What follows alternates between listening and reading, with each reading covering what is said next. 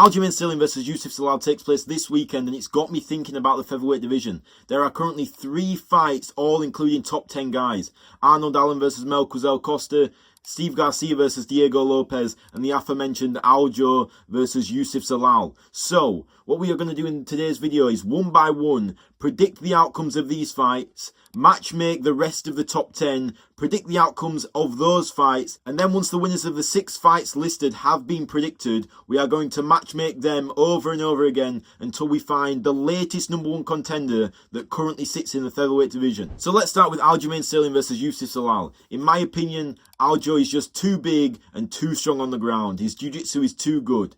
Yusuf is great on the ground and he's got great stand-up, but I don't think he has the finishing potential on the feet to get Aljamain Sterling out of there. Aljo has the championship experience. I just think that in this big of a spot, in a 5-round fight, Aljo can wear him down over 5 rounds, grab the back for a couple of them, and win a clear unanimous decision, 49-46 Aljamain Sterling. Let's move on to one of the sickest matchups we have in May, Melquizael Costa versus Arnold Allen. Melquizael Costa coming off major momentum, spinning back kick to the face KO over Dan Ige. Arnold Allen coming off a loss to Gene Silver. Now that doesn't mean much, alright? He put up a great showing, he showed hands, he was a bit tentative, he'd had a long time outside the octagon, but now he's back with some sort of consistency. But I think he's picked the wrong guy. Melquizael is on a rocket ship, and I think he's going to torture Arnold Allen on the feet. I really do. I think he's going to expose him with kicks. I think he's going to find the shots. And in the second round, I think Melquizael Costa is going to put Arnold Allen to sleep. Round 2, flatline KO. The Cuzel gets it done. Finally, predicting the third fight that is already booked, we have Diego Lopez versus Steve Garcia. Diego Lopez, for all the memes about the Volk trilogy, I think he's going to put a real beatdown on Steve Garcia. He's top level striking, and his jiu-jitsu is insane. He's massive for the division, so is Steve Garcia, but he's strong and he carries dynamite in those hands, and I don't think Steve Garcia is at that level. First round, TKO, he's going to put him down, hurt him badly, and that's all she wrote. Diego Lopez is going to brutalize Steve Garcia at the White House. Now taking the role of matchmaker, I am going to make the next title fight in the featherweight division. It's obvious, it's obvious, it's obvious. Movsar must fight for the title now. I thought it was a dodgy decision win against Lerone Murphy, but he got given it. It is what it is. Movsar versus Volk has been too long in the making, and it's time. And from what I saw against Lerone Murphy, no shot. If Lerone Murphy is piecing you up for 2 straight rounds to start the fight, Volk's going to put a masterclass on you. And if Lerone Murphy can get up from bottom position against you, Volk's going to reverse you and ground and pound you. Volk, easy win. Movsar's not going to push for the finish, therefore he's not going to get finished. This could legitimately be a 50-45 to Volkanovski. Light work and still. The second matchup I am making is Gene Silver versus Yair Rodriguez. Yair Rodriguez just loves to take breaks. He's been out for a year now. This is ridiculous. We need to get some consistency out of him. But if he's wanting a striker, Gene Silver is just that. 2 dangerous guys going at it. A real way for Gene Silver to stamp his mark on the division. And I think he's going to do it. I think Yair Rodriguez can be hurt badly, and Gene Silver carries dynamite in the hands.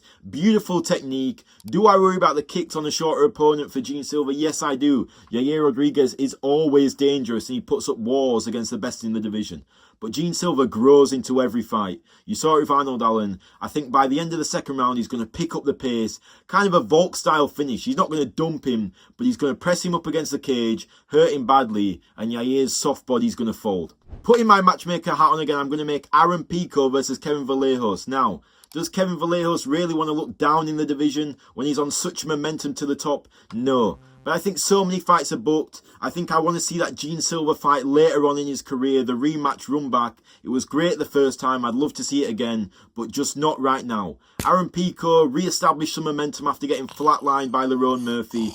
Great boxing, good wrestling. This would be a great test for Kevin Vallejos, and I think he's up for it. I think Kevin Vallejos, spoiler alert, will be a future featherweight champion, and I think he can put hands on anybody in the division. Aaron Pico is a good test. We know he's got good boxing, but we also know he can get flatlined. Give Kevin Vallejos the opportunity to prove himself against a highly respected guy in MMA in general, outside of the UFC, and now with a win over Pitbull inside the UFC. Kevin Vallejos, third round KO over Aaron Pico. So just to recap, we have match made 6 fights in the featherweight division, and we have winners of Aljamain Sterling, Melquizael Costa, Diego Lopez, Volkanovski, Gene Silva, and Kevin Vallejos. Oh my god, I almost fucked that up.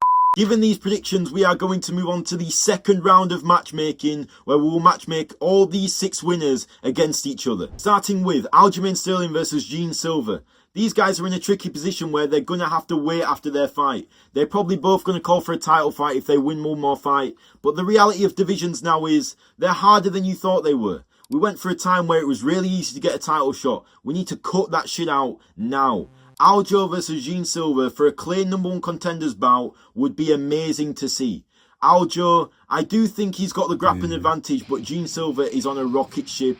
He's got dynamite in the hands. Yes, I saw what Diego Lopez did to him on the ground. I think he's evolving as a fighter, and I think he has got the power to put away an Aljo the same way that a Sean did. But he's just going to apply more pressure. I think he can back up Aljamain Sterling, and once he starts backing him up, he's going to start piecing him up and piecing him up. Third round TKO.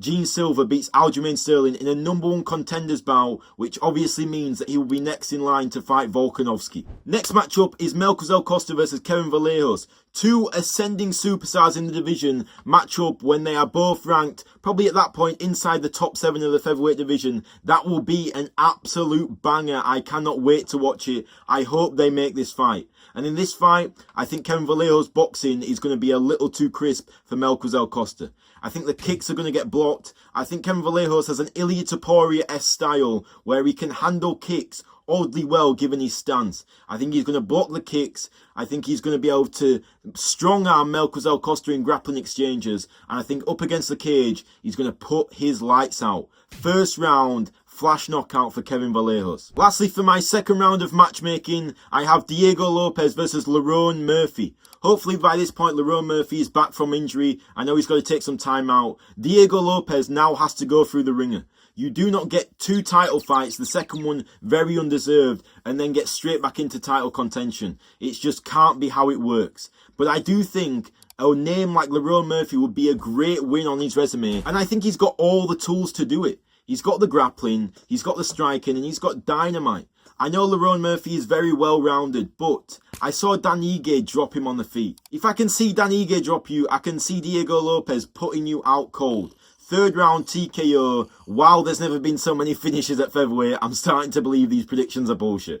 So just to recap once again, we have Gene Silva beating Aljamain Sterling in a #1 contenders match. We have Kevin Vallejos beating Melquizael Costa in a highly ranked match against 2 rising superstars. And we have Diego Lopez starting his 2-fight win streak against Lerone Murphy. So what are the matchups next? Well, if it's a #1 contenders bout, then I think Alexander Volkanovski ends his career in his retirement fight, fighting Gene Silva for the belt. And let me tell you something, easy money. This is light work. Gene Silva is going to get exposed everywhere by Volkanovski. Not a masterclass, not a 5-round decision. He's going to get finished in Volk's retirement fight, mark my words. He gets over-aggressive and Volk punishes that time after time after time. TKO in the 4th round. Gene Silva cannot handle the heat of the greatest featherweight to ever do it. So my final prediction is, in about just over a year from now, we will see Diego Lopez back in the title picture versus Kevin Vallejos for the vacant featherweight strap. And what I said earlier comes true. Kevin Vallejos has crisp boxing. He's Ilia Topuria 2.0, and we saw how he tore up the featherweight division. Diego Lopez has power in his hands. So does Kevin Vallejos. It's going to be an absolute war, a slugfest, and I think nobody's getting finished. I think these guys have chins and dynamite in their hands. Lopez is going to get dropped a couple of times. Kevin Vallejos is going to get it done over 5 rounds, beating Diego Lopez by unanimous decision. 48-46, there's going to be a 10-8 round in there. Kevin Vallejos and the new, eventually. Volk never loses, but Kevin Vallejos brings the strap to Argentina. If you enjoyed this style of content, please like and subscribe for more. If you didn't, let me know it was shit. Alexander Volkanovski, fuck, how am I remembering this shit?